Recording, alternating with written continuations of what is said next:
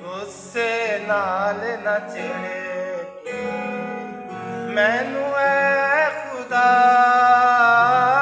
ਜੋਸ਼ ਵਿੱਚ ਆਪਣੇ ਕਹਿਰ ਦੇ ਬਿਨਾ ਸਜ਼ਾ।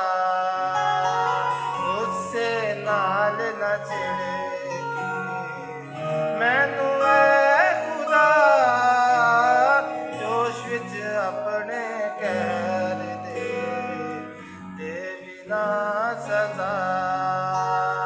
ਮੈਨੂੰ ਤੇਰਾ ਤੀਰ ਹੁਣ ਲੱਗਾ ਕਰੀ ਹੈ, ਮੇਰੇ ਉੱਤੇ ਹੱਥ ਤੇਰਾ ਡਾਢਾ ਭਾਰੀ ਹੈ।